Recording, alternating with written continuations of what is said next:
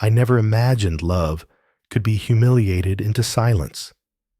Yet that's precisely what unfolded the night I footed a bill I never should have touched and walked away from a woman I once believed I'd spend eternity beside.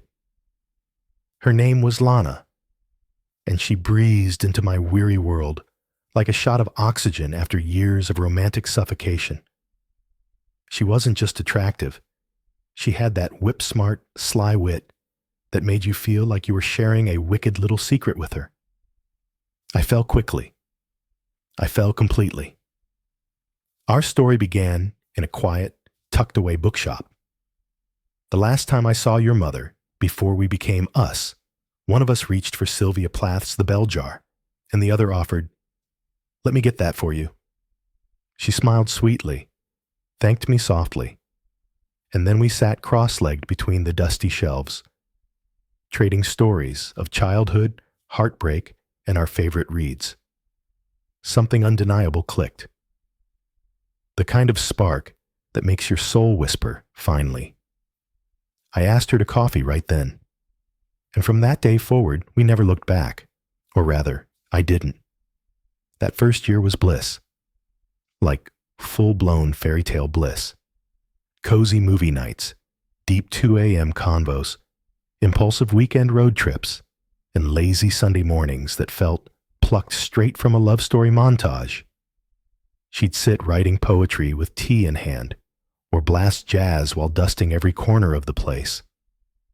I adored that contrast in her. She was both wild thunder and peaceful rain. She let me talk endlessly, groaned about work, encouraged my overtime grinds, and told me she loved me in a way that felt like safety. And then the friends showed up. I didn't meet them until about 8 months in. Though Lana never stopped talking about them.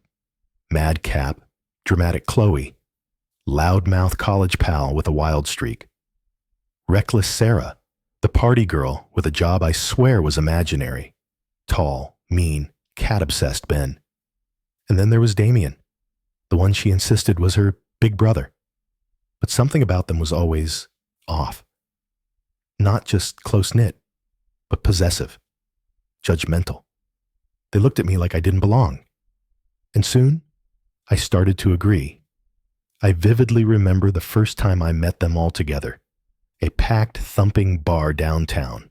Dark, sweaty, absolutely not my scene. I barely stepped through the door before Damien called out that my sweater looked like an IT guy's Halloween costume. And Chloe piled on, claiming I couldn't survive a week without almond milk lattes. Everyone cackled. Even Lana. I chuckled along too, awkwardly, assuming it was just their vibe. But it never stopped there. Every hangout felt like a courtroom. I was boring, apparently. Too bland. Poly vanilla. Uptight, because I wasn't into blackout drinking marathons. I tried my best to win them over. For Lana, I just wanted their approval. But it was as if they were on a mission to find my breaking point. And Lana, she didn't shield me. "They're just like that," she'd say. "Boom, boom, it's just how they are." But the jokes, oh, they got nastier. Damien took endless shots at my masculinity, calling me too soft, too quiet, not enough for someone like Lana. "She's wild," he said once. "You're a man who thinks Excel spreadsheets are foreplay." The group exploded into laughter. Lana giggled too, biting her lip like I was a harmless puppy. I smiled, swallowed the poison, and stayed silent. Again. After that, things shifted. Lana grew colder, distant. She was glued to her phone, snickering at texts I was never allowed to see. She started vanishing for hours, returning home reeking of someone else's perfume. I asked what was going on. Her eyes rolled so hard I thought they'd stick. She said I was insecure, that I needed to chill and stop acting like a dictator. So I withdrew. Maybe I was being needy. Maybe I was making things up. But the chasm widened, She stopped caring about my day, stopped reaching for me at night. Sex became mechanical, like I was being serviced to keep quiet. Her body was there, but her soul was somewhere else. I tried everything, cooked her favorite meals, took her to the bookstores she adored. I even wrote her a poem, my first since I was 17. But her smile didn't reach her eyes. She said, "That's sweet," then left it to collect dust on the counter. The breaking point came on Chloe's birthday. Lana begged me to come to this rooftop dinner she was hosting, one of those glittery, overpriced joints with vibes so fake it makes you want to scream. I didn't want to go. I told her work had drained me and left it at that. But she looked at me like I was a child playing sick to skip school. "Please," she pleaded, "just this once." I relented. God, I shouldn't have. The night was every bit the nightmare I anticipated. Deafening music, inflated egos, and of course, the usual insults masked as humor. "Nice shoes. They squeak like a toddler's," Chloe mocked. Ben raised his glass to toast real men who drank whiskey, while I sipped water. And Damien? Always Damien. Mid-dinner, he leaned across the table and smirked. "Lana, what's it like dating someone who probably moans in binary?" Everyone roared. Even strangers at nearby tables turned to stare. I looked at Lana, waiting, praying she'd step in, say something, anything. Instead, she gulped wine and smirked, uttering the words that shattered me. "If you can't handle a few jokes from my friends, then just pay the bill and leave." I froze. My heart seized. I wanted to scream, flip the damn table, cry. But instead, I rose quietly, reached into my back pocket, pulled out my wallet, laid my card on the table, and told the waiter to charge it all. Drinks, apps, entrees, dessert, every damn bite. And then I walked out. I never looked back. I couldn't. Because if I had, I might have crumbled. She didn't call. Not that night. Not the next.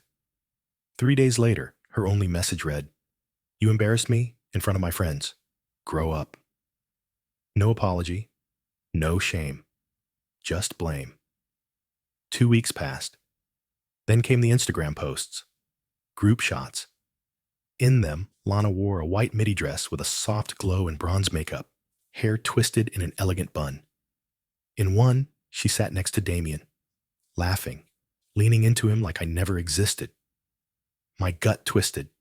Then came a DM from someone named Tasha, Damien's ex.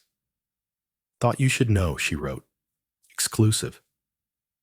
"Lana's been sleeping with Damien for months. He brags about it. Says you're too soft to ever do anything. Sorry you had to find out this way." My heart exited my body. It all made sense. The mockery, the gaslighting, the silence. I wasn't crazy. I wasn't insecure. I was betrayed. I didn't confront her immediately. I needed time. But I was done, so I invited her over. She arrived like it was just another hangout. I handed her a manila envelope. Inside, screenshots, texts, photos, proof. She flipped through them without really looking. Her skin went pale, then flushed. "You spied on me?" she snapped. "No," I said calmly. "Your friends told on you." She stood pacing. "You act like you're flawless, like you're the poor victim." I said nothing. She tried to cry. I didn't budge. She raised her voice. I didn't flinch. She whispered, "So that's it? You're just going to throw us away?" I gave her a tired, hollow smile. "Number, you did that. When you laughed while they dismantled me. When you let Damien taint something I believed was sacred." She walked out wordlessly. I blocked her on everything, moved away, swore off dating, started therapy, and piece by piece, rebuilt what she tried to destroy. A year has passed. Sometimes I stroll by that rooftop and I remember that moment. Not just where I stood from a table, but where I rose from a toxic lie masquerading as love. I paid that night, but what I truly did was reclaim my worth. And no insult, no laugh, no cold smile will ever strip that from me again. The end.